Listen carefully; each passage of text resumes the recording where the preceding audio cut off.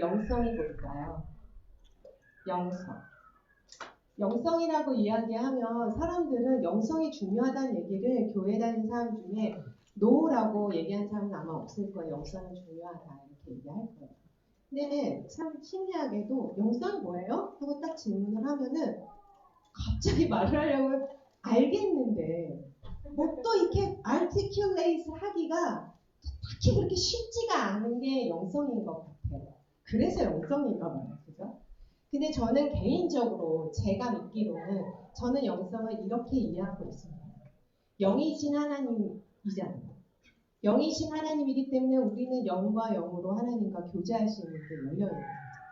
그 영이신 하나님과 함께 교제함을 통해서 연합하여 그분의 마음이 나의 마음 안에 담겨지고 그리고 그 마음에 따라서 순종하게 되는 삶. 저는 그 삶으로까지 연결돼야 진정한 영성이 아닐까 이런 생각을 합니다. 오늘 여러분들이 찬양하시면서 예배하시면서 기도하시면서 예수의 이름을 높이셨고요. 예수의 이름을 찬양했고요. 그의 말씀이 우리의 발에 등불이 된다라고 스스로 고백을 하셨습니다. 맞습니까? 예, 그 모든 것이 통합적으로 우리의 삶에 역사하여서 내 삶을 바꾸고 내 인격을 바꾸고 내 생각을 바꾸고 나의 삶을 끌고 가서 하나님의 말씀에 순종하게 된다면 그것은 여러분들이 진정한 영성의 삶을 사는 것이다. 이렇게 이해하면 될 것 같아요. 그래서 그 영성이 더 깊어지기를 축복합니다. 그 영성이 더 넓어지기를 축복합니다. 그 영성이 더 충만해지기를 축복합니다.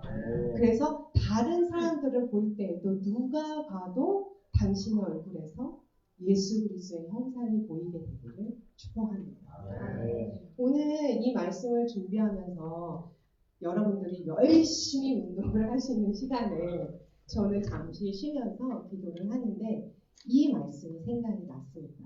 그래서 이 베드로전서 말씀으로 여러분을 먼저 축복하고 오늘 말씀과 연결되어 있는 부분이 있어서 이 말씀을 같이 보고 시작하도록 하겠습니다. 베드로전서 2장 9절 말씀입니다. 다 아시죠? 네, 다 아실 거예요.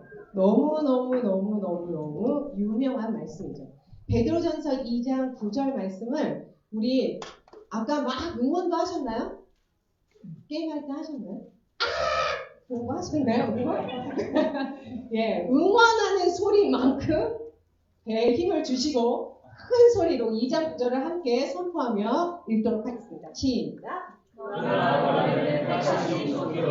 아무튼 제사장들이요 거룩한 나라요 그의 설가를 비춰주니 이는 너희를 어두운 데서 불러내어 그의 귀한 빛에 들어가게 하시는데 아름다운 법을 선포하게 하시니라. 아멘. 아멘. 우리의 정체성입니다. 정체성이란 단어 아시죠? 아이덴티티. 나의 정체성. 그것은 하나님의 백성이고 왕이고 제사장이래요. 어머머. 아셨나요? 그거라는 거죠. 근데 이 베드로전서가 참 신기한 책입니다. 베드로전서는 당시에 로마 제국의 그 핍박 아래 살고 있었던 1세기 기독교인들에게 하는 이야기거든요. 1세기 기독교인들은 엄청난 핍박 속에서 예수를 왕이라고 외치는 그 말 때문에 생명이 오락가락하고 있는 상황이었어요. 그리고 죽음을 각오하지 않으면 살아날 수가 없는 하루하루를 지내는 삶이었습니다. 이 사람들이 그래서 여러 곳에 흩어져서 살고 있었어요. 흩어져서 살고 있는 사람이 왕이 될 수 있나요? 흩어져 살고 있는 사람이 주류가 될 수 있나요? 그러기가 어렵다라는 거죠. 그래서 베드로전서는 1장에서 2장을 넘어오는데 또 다른 아이덴티티를 우리한테 이야기합니다. 바로 나그네라고 설명을 해요. 너희는 나그네다라는 이야기를 몇 번이고 계속적으로 말해줍니다.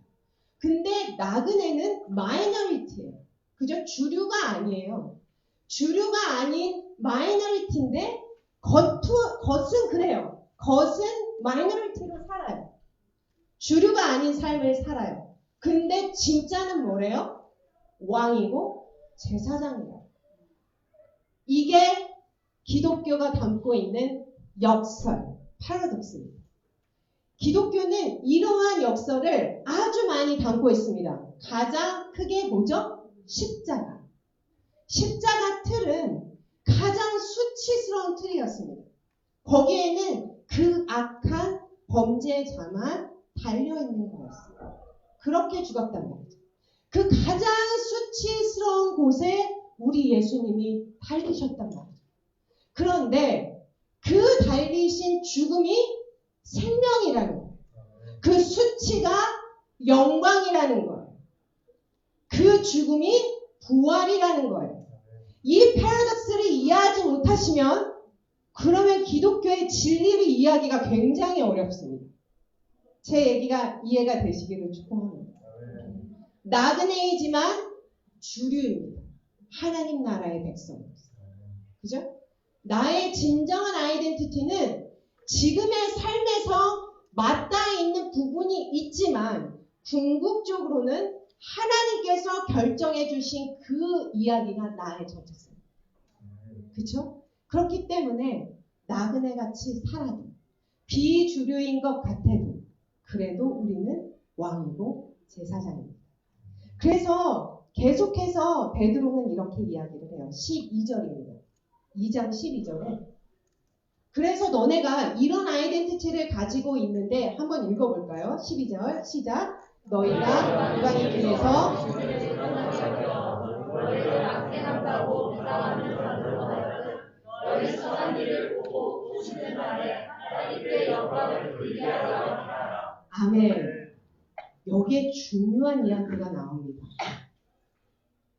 이 사람들 중에 그냥 일반적으로 나에게 특별히 해를 가하지 않는 사람들을 포함하여 나를 악행이라고 오히려 비방하고 핍박하는 사람들까지 그 사람들도 주님이 오시는 날에 하나님께 영광을 돌리게 한다라는 거예요. 뭘로? 나의 선한 행실을 보고. 구원론과 오해하지 마십시오. 행위 구원을 이야기하는 게 아닙니다. 구원받은 백성은 겉모습이 어떠하든지 간에 우리는 왕이고 제사장입니다. 왕이고 제사장인 삶을 살아내는 것이 너무나 당연한 것입니다. 그죠? 그것을 행함으로 구원을 받는다라고 치부할 문제가 아니라 내 아이덴티티가 바뀌었으면 그렇게 살아가는 것이 옳습니다. 맞습니까? 그 삶이 따라와야 합니다. 그 삶이 따라오는 것을 보고 나를 향하여, 즉 예수 그리스도를 향하여 비방하고 핍박하던 자들의 입에서 하나님의 이름을 높이는 일이 일어난다라고 이야기합니다. 너무나 놀랍지 않습니까? 이런 날을 여러분들이 기대하고 계십니까? 저는 분명히 올 것이라 믿습니다. 네, 우리가 기도하고 모여서 예배하고 하나님의 얼굴을 구하는 것은 나의 어떠한 영적인 충족감을 위해서 하는 것이 아닙니다. 그죠? 내가 나 혼자만 잘 살려고 이것을 추구하는 것이 아닙니다.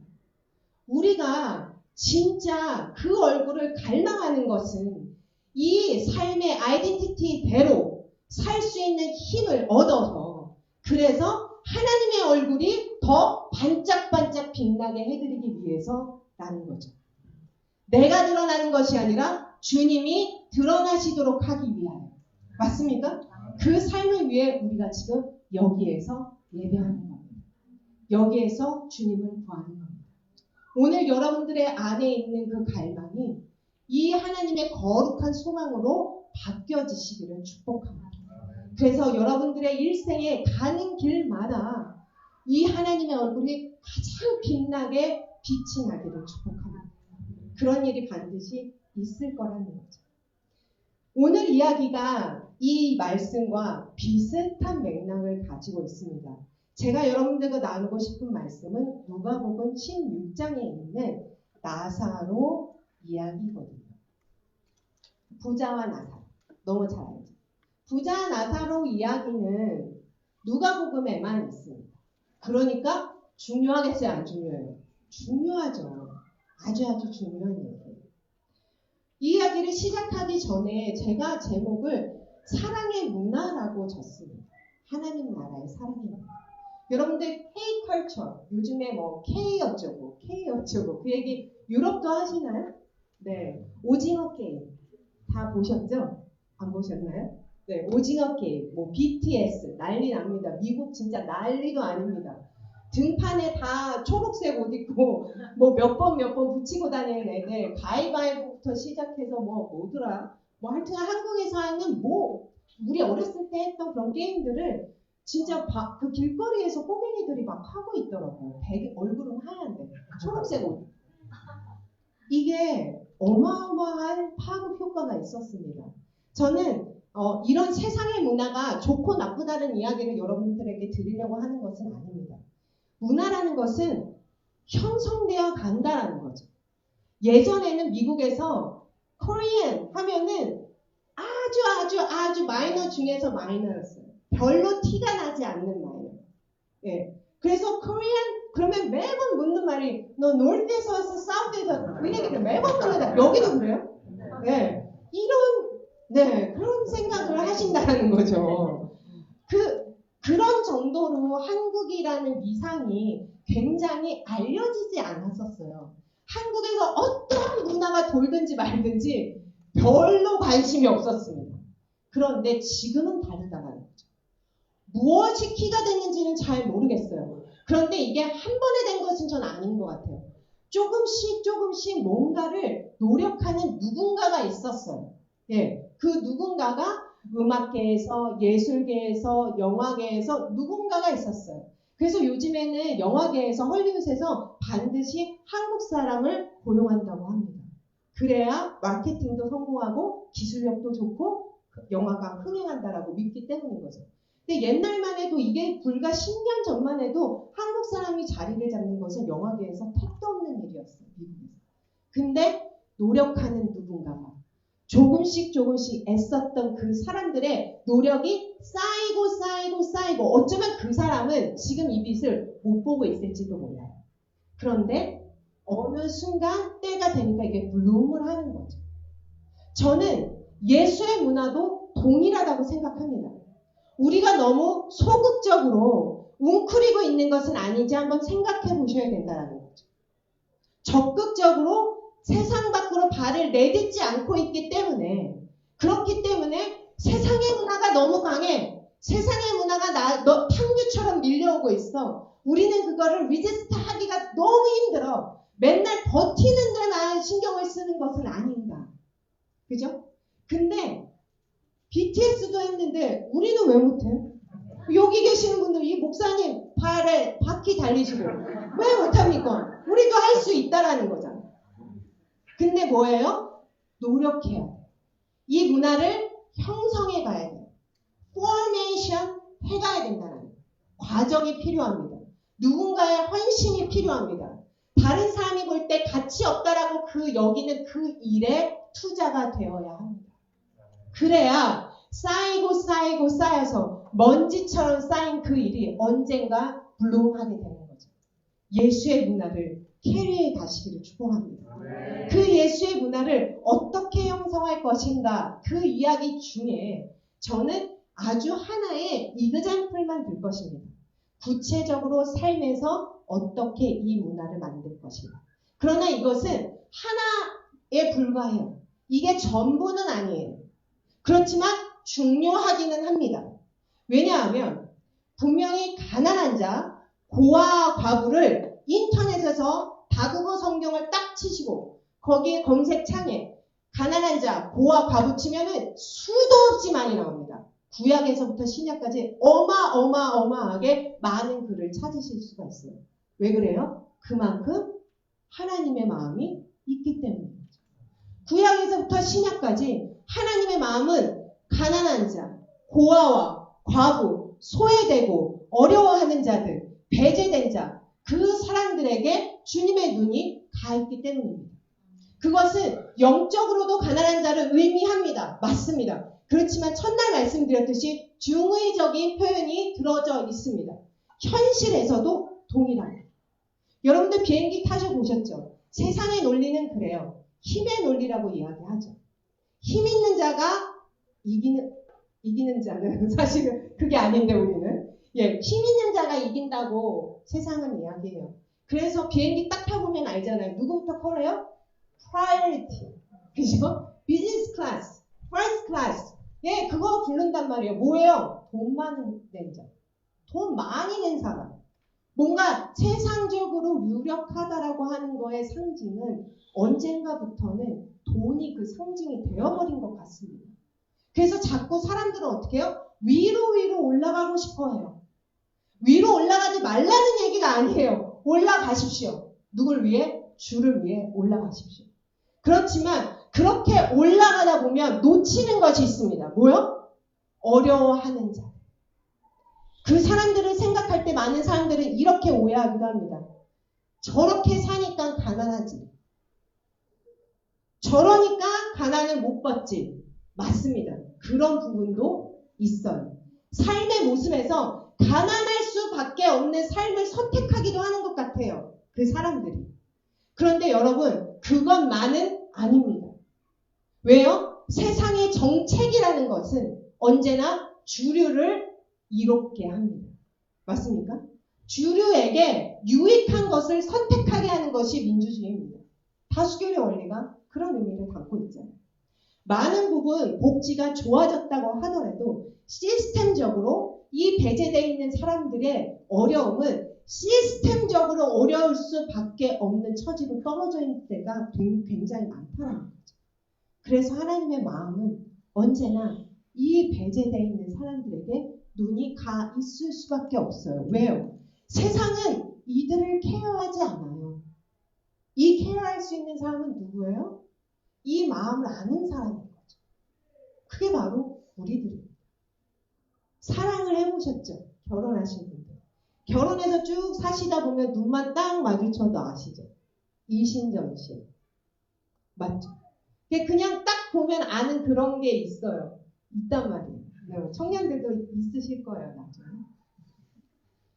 사랑은 그런 것 같아요. 사랑하게 되면 점점 알아지는 것 같아요. 그 사람이 무엇을 원하는지. 그리고 사랑하면 궁금해지는 것 같아요. 그 사람이 원하는 게 뭔지. 내가 무엇을 해주면 좋을지. 그렇게 생각이 가는 게 진짜 사랑인 것 같아요. 예수님을 정말 사랑하면 내가 원하는 방식으로 살고자 하는 것을 내려놓게 됩니다. 그리고 뭐예요? 주님의 마음에 담겨져 있는 것에 관심을 갖게 돼요. 주님의 마음을 들여다보게 돼요. 그분의 마음을 흡족하게 해드리고 싶어진다라는 거죠. 근데 성경에 수많은 이야기들에 가난한 자에게 하나님의 마음이 가 있잖아요.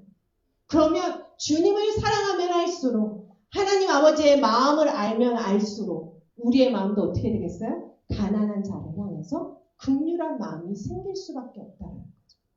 그래서 오늘은 제가 마지막으로 전하고 싶은 이야기는 삶의 실천에 대해서 좀 이야기를 하고 싶습니다. 선포되어지는 복음 중요합니다. 전해지는 복음 중요합니다. 근데 어떻게도 중요합니다. 말만 하고 땡치는 복음 이제는 사람들이 믿지 않습니다. 맞죠? 그냥 말만 해서는 안 됩니다. 이제는 어떻게 보면 보여지는 복음, 실천되는 복음, 살아내는 복음이 필요합니다. 동의하십니까? 네. 맨날 언제까지 말만 하실 겁니까? 지나가면서 제가 한국에서 너무 안타까운 현상을 하나 본 적이 있습니다. 교회 앞을 지나가고 있었습니다. 그 교회는 이렇게 언덕이 좀 있었어요. 그 언덕 높은 곳을 교회 예배가 끝나고 성도들이 많이 내려오고 있었습니다. 근데 한 할아버지가 밑에서 리어커도 아닌 그 뭐라 그러죠? 컬트 같은 거에다가 진짜 폐휴지 같은 것들을 자기 키의 2배 정도 되게 쌓으셨어요. 그거를 그 언덕을 올라가시는 거예요. 어떻게 해야 돼요? 어떻게 해야 돼요? 도와줘야 되잖아요. 그쵸? 어디 앞이라고요? 교회 앞이었어요. 뭐가 끝났다고요? 예배가 끝났어요. 수많은 사람이 내려가는데 그냥 다 가버려요. 그러면서 우리가 어떻게 예수가 사랑입니다. 예수를 믿으십시오. 라고 자신있게 이야기할 수 있겠어요? 쉽지 않다. 쉽지 않습니다. 그렇죠? 이제는 우리가 삶에서 이 올디너리한 나의 일상에서 하나님의 마음을 받은 내가 하나님의 백성답게 살아가기 위해 어떻게 할 것인가를 심각하게 고민해야 되는 때가 왔다라고 저는 생각합니다. 특히 팬데믹이 되면서 가장 힘들어진 곳이 여러 곳이 있겠지만 교회도 많이 힘들어졌죠. 그러나 정말 힘들어진 곳은 구제를 통해서 살아가야 하는 사람들이었습니다. 이해가 되시나요? 누군가의 헌금을 통해서 누군가의 도움을 통해서 살아가야 하는 그런 많은 사람들이 팬데믹이 딱 터지고 나서 일자리도 잘리고 여러 가지 경제 상황 어려워지고 힘들어지니까 어떻게 해요? 그것들부터 끊기 시작하는 거죠. 선교사님들이 가장 크게 피해를 많이 보셨습니다. 한국에 엄청나게 많은 선교사가 쏟아져 들어왔습니다. 지난 2년 반 동안. 그런데 거기 계시는 선교사님들 중에 집이 없어서 선교관을 찾아 일주일씩 떠돌아다니는 선교사들이 수도 없이 많았습니다. 그런데 교회 건물은 큰데 이 선교사님들을 품을 곳이 없는 거예요. 그래놓고 우리가 진짜 복음을 살아내는 삶이라고 말할 수 있을까요? 우리는 고민해야 합니다. 생각해야 합니다. 어려울수록 더 힘들수록 성경은 이렇게 이야기합니다. 야고보서를 한번 찾아볼게요. 야고보서 1장 27절입니다. 한번 같이 읽어볼까요? 네, 시작. 하나님 아버지 앞에서 정죄하고 더러움이 없는 경건은 곧 고아와 과부를 그 환난 중에 부르고 또 자기를 직접 세속에 물리지 아니하는 것입니다. 아멘. 영성 있는 삶, 거룩한 삶이죠. 그쵸? 경건한 삶이죠. 이 경건한 삶이 즉 뭐라고 이야기하죠? 고아와 과부를 언제요? 환난 중에. 환난에 있을 때 고아와 과부만 힘듭니까? 아니거든요. 다 같이 힘들거든요. 그런데 성경은 뭐라고 얘기해요? 그때일수록 더 힘들수록 교회는 어때야 된다? 고아와 과부. 힘든 사람들, 연약한 자들, 도움이 필요한 자들에게 마음을 내어줘야 한다. 손을 내밀어야 한다. 이것이 경건이다. 라고 이야기합니다. 경건은 오해하면 안 돼요. 앉아서 열심히 성경 공부만 하면 경건한 거 아닐 수 있다라는 거예요. 남아와서 그냥 예배드리고 할렐루야 하고 가는 거 좋을 수 있지만 그게 다가 아닐 수 있다라는 거예요. 주님이 말씀하시는 이야기를 가감 없이 들으셔야 돼요. 우리는 어떤 때는 편견이 있는 것 같아요. 하나님은 분명히 이렇게 이야기를 하는데 내가 생각할 때는 그거는 상징이겠지. 그냥 겁주는 거겠지. 하고 치부해버리는 것도 성경 가운데 있는지 모르겠어요. 여러분들은 어떠십니까? 그런데 성경은 1.1획도 변하지 않는 영원한 하나님의 말씀입니다. 아멘? 이 말씀은 진리 그대로입니다. 그대로 반드시 이루신다고 구약에 있는 수많은 이야기가 이미 이루어졌잖아요. 그죠? 이스라엘 백성을 통해서 우리가 봤잖아요. 앞으로 일어날 일도 다 이루어질 것입니다. 우리는 생각해야 돼. 어떻게 살 것인가. 내가 지금 살아있는 지금 이 순간에 나의 삶에서 어떤 문화를 만들어가는 것인가. 그 사랑의 문화를 만들기 위해 같이 성경을 보시면서 여러분들 안에 지혜를 주시기를 소망합니다. 하나님의 마음을 부어주실 거라 믿습니다. 누가복음 16장으로 가서 한번 보겠습니다. 부자 나사로. 부자 나사로 이야기를 19절부터 쭉 31절까지 가는데요. 아주 재미있는 나레이터가 이거를 지금 이야기로 설명을 해주고 있잖아요. 재미가 있어야 되는데 졸리신가요? 어떡하지? 이거 되게 재밌는 거예요. 네.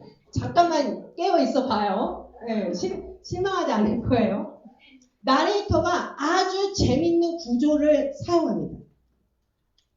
나중에 성경 연구에 내러티브 인터프리테이션에 대해서 관심이 있으신 분들은 공부를 하시면 이런 식의 해석들을 해가실 수 있어요. 성경에. 저는 그걸 공부하고 굉장히 도움을 많이 받았습니다.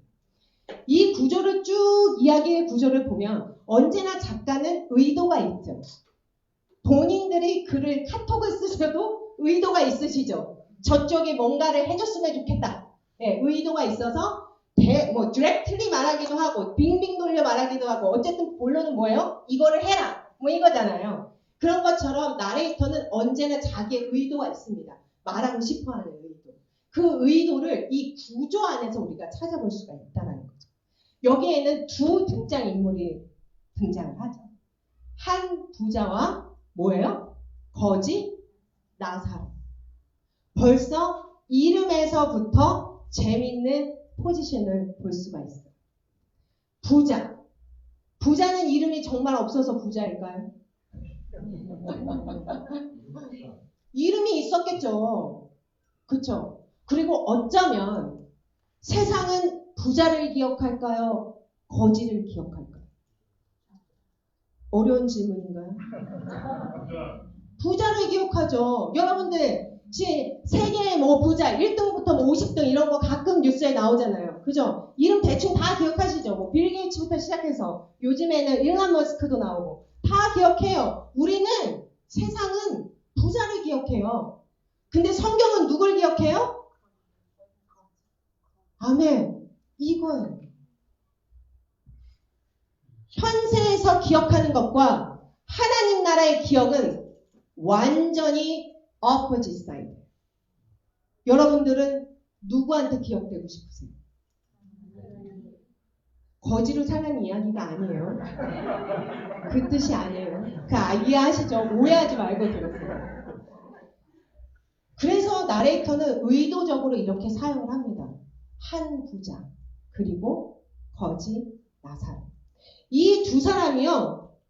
어떻게 살고 있는지를 한 3절에 걸쳐서 이야기를 해요. 한번 읽어볼까요? 19, 20, 21절까지 함께 읽겠습니다. 시작.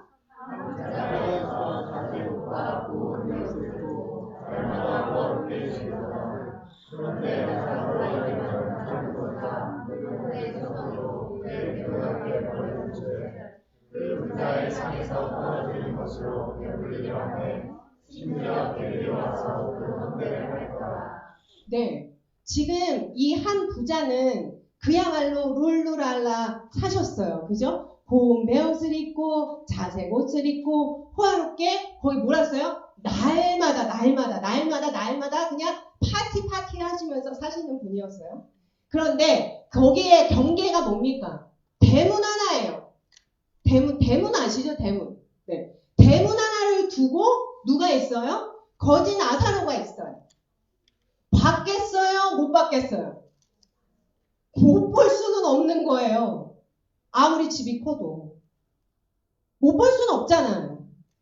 바로 문 앞에서 한 청년이 온몸에 두드러기가 나서 그 고울 피걸음을 괴롭게 긁고 있는데 먹을 것이 없어서 완전히 피골이 상접해 가고 있는데 생각을 한번 해보세요. 이렇게 보면서 안에서는 뭐예요? 파티하고 계신다. 이게 말이 되냐 말이죠. 근데 그게 뭐예요? 대문 하나 사이라는 거예요. 대문 하나 사이. 이 대문은 마음만 먹으면 나갈 수 있어요? 없어요? 있어요. 뭐가 없는 거예요? 그러니까 마음이 없는 거예요. 도와줄 마음이 없는 거예요. 거기에 얼마나 수많은 사람들이 들락날락 했겠습니까? 유력한 자였잖아요. 부자였잖아요. 얼마나 많은 사람들이 줄을 서서 그 사람한테 끈 하나 대려고 노력을 했겠습니까? 그 수많은 사람들이 왔다 갔다 하면서도 뭐예요? 개가 헐타 죽은 그게 시대적 상황입니다. 우리는 여기서 고민해야 돼. 내 대문 앞에. 성경은 구약에서 분명히 이렇게 이야기합니다. 가난한 자는 언제나 너희 곁에 있을 것이다. 그럴 수밖에 없어. 나의 대문 앞에. 나의 바로 측근에. 나의 가까이. 그런데 나는 어떡하나? 어떻게 하고 있나? 여러분은 어떻게 하고 계십니까? 개가 헌대를 핥고 있는데 사람은 케어하지 않는 이런 말도 안 되는 상황을 하나님이 그냥 두고 보시면 공의의 하나님일 수 없는 거잖아요. 그래서 하나님이 그 다음 이야기를 진행해 가십니다. 부자도 거지도 똑같이 찾아온 게 있어요. 뭐예요? 죽음입니다. 히브리서 9장 27절에 여러분 잘 아는 말씀 있죠? 한 번 죽은 것은요, 사람에게 정해진 일이에요. 네. 여기서 죽음을 피하실 분은 없어요. 지 아무리 어떠한 부자가 된다고 해도 없습니다. 죽음이 찾아왔어요. 그런데 이 이야기에 한번 길이를 보십시오. 죽음 전까지 이야기가 약 3절. 죽음 후의 이야기가 9절. 뭔 얘기를 더 중요하게 하고 싶어요? 그 이후를 중요하게 말하고 싶은 거예요. 구조에서부터 나레이터는 그 이야기를 하고 있어요. 지금이 끝이 아니다.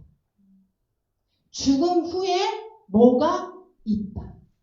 근데 거기에 네가 지금 살고 있는 그 현실의 삶과 어떠한 부분이 맞닿아 있어서 이 내세까지 영향이 간다라는 것을 성경은 바로 보여주고 있습니다. 제 얘기가 아니에요. 여기에 써있는 이야기를 드리고 있는 겁니다. 여러분이 뭘 생각하시든 영원은 진짜 깁니다. 무엇을 상상하든 그 이상으로 깁니다. 믿으시죠? 상상 이상. 끝이 없다. 그게 바로 영원이에요. 이 영원한 삶에서 이 두 사람의 아주 재밌는 아이러니가 등장합니다. 완전히 뒤바뀌어버린 삶을 여러분들이 보실 수 있을 거예요. 한번 우리 성경을 쭉 읽어 내려가 보겠습니다. 네, 24절을 한번 볼까요? 죽어서 이 파티 아저씨는 음부로 떨어졌습니다. 거지는 아브라함 품에 안겼습니다. 그리고 나서 이 파티를 즐기셨던 아저씨가 이야기를 합니다. 24절 한번 읽겠습니다. 시작.